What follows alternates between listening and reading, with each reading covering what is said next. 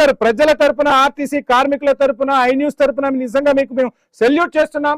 ఒక మంచి విధానాన్ని తీసుకొస్తున్నారు. అవసరమైతే ప్రభుత్వంపై తిరుగుబాటు తీసుకొస్తాం, కార్మికుల పక్షాన నిలబడతాం అనే మీ మాటలు కార్మికుల కుటుంబాల్లో ఖచ్చితంగా ధైర్యాన్ని నిలుపుతాయంటంలో ఎటువంటి సందేహం లేదు. Thank you sir, thank you so much చర్చలో పాల్గొన్నందుకు. యాదగిరి గారు ఫైనల్ గా ఏం చెప్తారు? పార్టీలకు అతీతంగా పోరాడతాం అంటున్నారు వెంకటస్వామి గారు. అక్కడ సార్ ఇప్పుడు వెంకటస్వామి గారు చెప్పడం వేరు, కాంగ్రెస్ పార్టీ చేయడం వేరు. ఒక 2 నిమిషాలు నన్ను మాట్లాడనిస్తే నేను పూర్తిగా కంప్లీట్ చేస్తాను.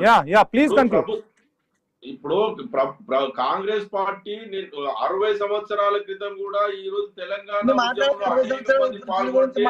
తెలంగాణ యువకుల ప్రాణాలు బలిగొన్న తర్వాత తెలంగాణ సార్ అది గతం గతం గతం గతం ఇప్పుడు అంశాలు మాట్లాడదాం సార్.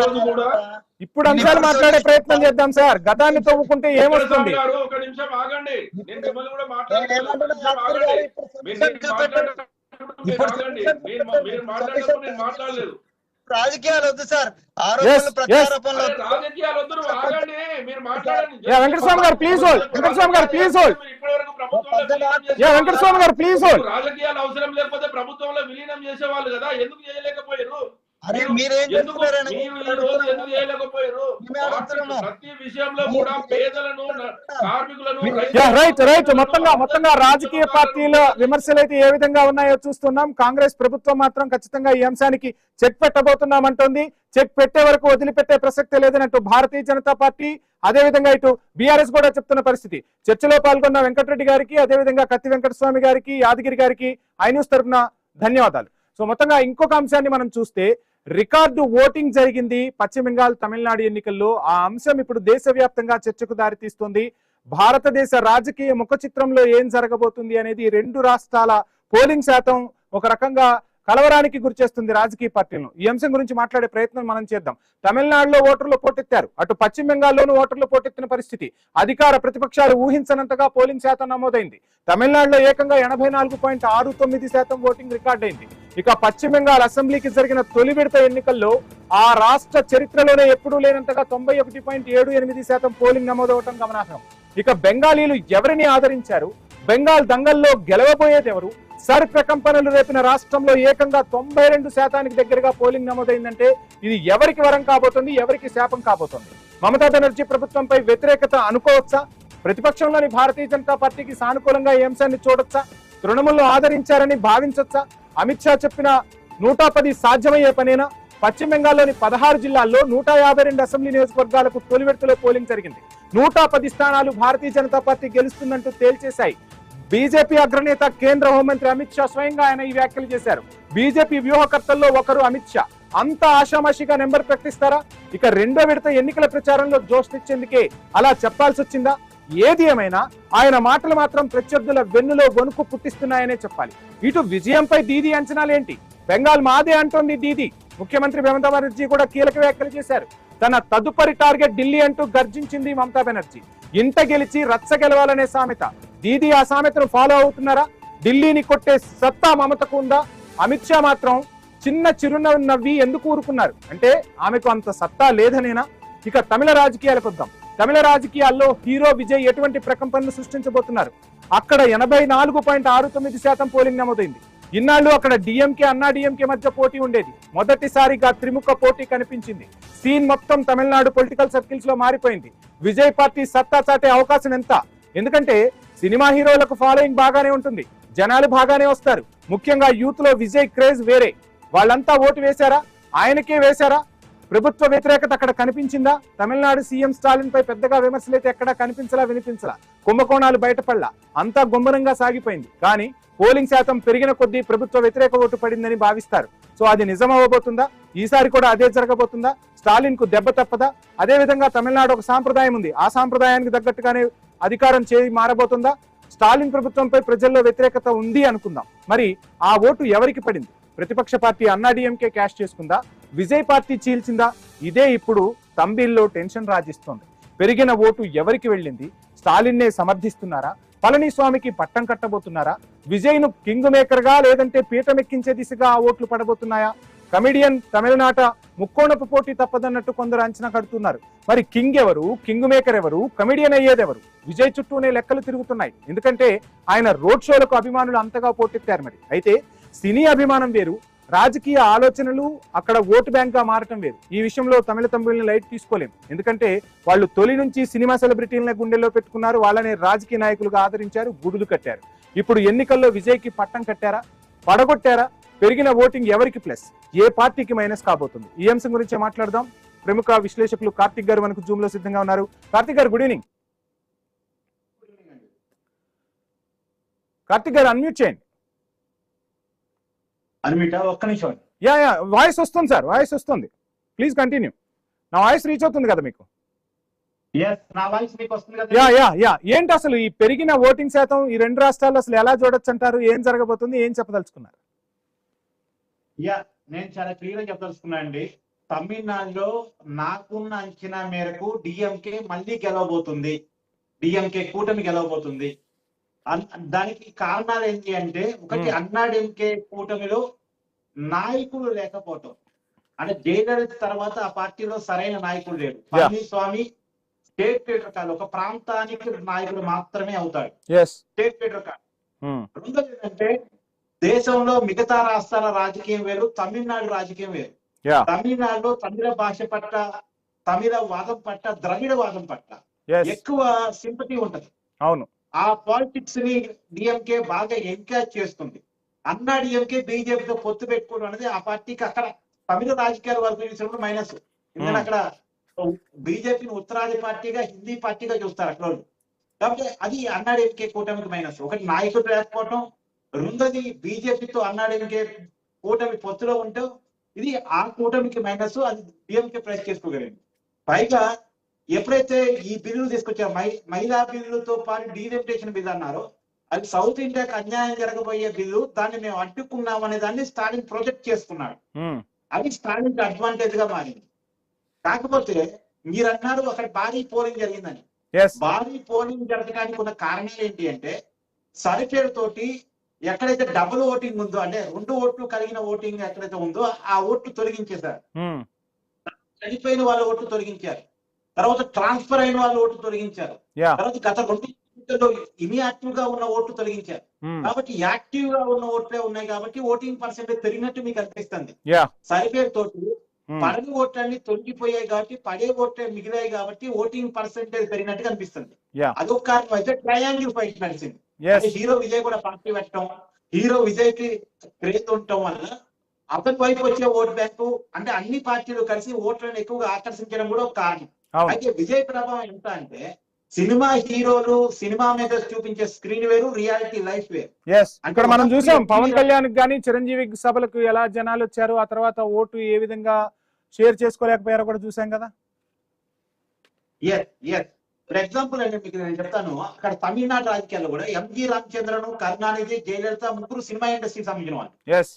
కానీ అప్పుడు క్లిక్ అయ్యారు వాళ్ళు, బాగా క్లిక్ అయ్యారు. కానీ తర్వాత కాలంలో శివాజీ గణేశన్ కొంత కింద మీద పడ్డాడు, తర్వాత విజయకాంత్ అయితే పూర్తిగా ఫెయిల్ అయ్యాడు, కమల్ హాసన్ ఫెయిల్ అయ్యాడు, రజనీకాంత్ పార్టీ పెడతాం అనుకుని ముందుకు వచ్చి బ్యాక్ స్టెప్ వేసాడు.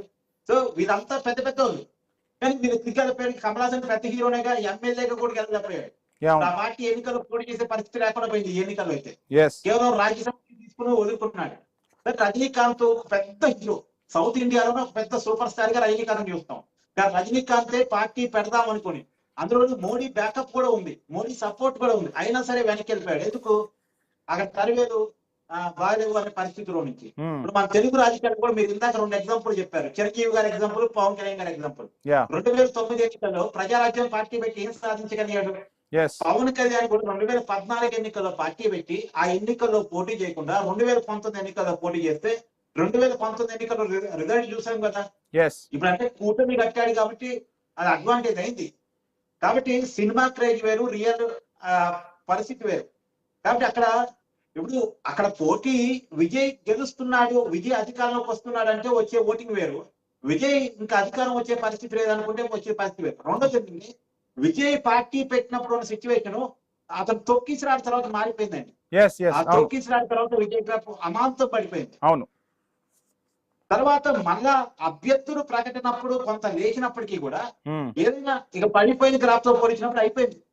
ఒక్కసారి దాన్ని గ్రాఫ్ పెరిగినప్పుడు దాన్ని కంటిన్యూ చేసుకోగలగాలి. కంటిన్యూ కావడంలో పెరిగింది. కానీ అభ్యర్థుల ప్రకటన ప్రచారం మాత్రం ఇదే బాగా చేసుకోగలిగారు. చూద్దాం ఏం జరగబోతుందో తమిళనాడు చూద్దాం. ఒకసారి మనం పశ్చిమ బెంగాల్ గురించి మాట్లాడుకుందాం. ఒక రకంగా చెప్పాలంటే కార్తిక్ గారు ఇప్పుడు ఇది ఒక మినీ ఎన్నికల సంగ్రామంగానే చూడాలి. ఒక కేంద్రపాలిత ప్రాంతం, 4 రాష్ట్రాల ఎన్నిక, మొత్తం 5 సంబంధించి కూడా ఒక మినీ ఎన్నికల సంగ్రామంగానే ప్రధాన పార్టీలన్నీ చూశాయి. మమత మాత్రం ఖచ్చితంగా నేను మళ్ళీ గెలవబోతున్నాను, ఈసారి ఢిల్లీనే ఢీ కొట్టబోతున్నాను అంటే అమిత్ షా క్లియర్ కట్ గా చెప్తున్నారు నాకు ఇన్ని సీట్లు వచ్చేస్తున్నాయని కూడా చెప్తున్నారు. ఇది ప్రచారంలో ఎత్తుగడగానే మనం భావించాలా, లేదంటే అసలు ఏం జరిగిందంటారు పశ్చిమ బెంగాల్ మొదటి విడత ఎన్నిక? పశ్చిమ బెంగాల్ వచ్చేసరికి అక్కడ మమతా బెనర్జీ వర్సెస్ బీజేపీ, ఈ 2 పార్టీలే. మన 3వ పార్టీ అంటే ఎవరు లేరు. కమ్యూనిస్టులు నామినాలు, కాంగ్రెస్ నామినాలు, వాళ్ళిద్దరి మధ్య పోటీ నడిచింది. మొదటి విడత కింద 152 స్థానాల్లో పోలింగ్ జరిగింది. మొత్తం 294. మ్యాజిక్ ఫిగర్ రావాలంటే 148.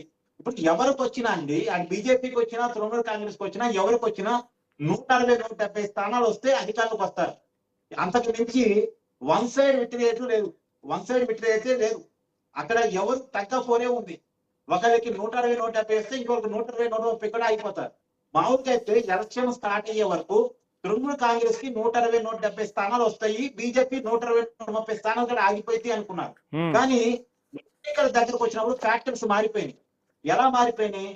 ఎగ్జాంపుల్, బీజేపీ అంటే ఆర్ఎస్ఎస్ కార్యకర్తని, సంఘ పరివార కార్యకర్తని గ్రౌండ్ లో దిప్పి చాలా ఒక హ్యూజ్ ఏమనాలి మార్పును తీసుకురాగలిగింది. ప్రతి పోలింగ్ బూత్ కార్యకర్తకి, ఏజెంట్ కి లేదా ఇన్ఛార్జ్ కి ఒక టార్గెట్ ఒకటి చెప్పింది. ప్రతి కార్యకర్త కూడా 20 నుంచి 30 ఓట్లు తృణమూల్ కాంగ్రెస్ ఓట్లు కొత్తగా ఆకర్షించాలి అని. ఒక నియోజకవర్గానికి 250 బూతులు ఉంటాయండి, లేదా 300 బూతులు ఉంటాయి. ఆ నియోజకవర్గం స్థాయిని బట్టి, పరిధిని బట్టి.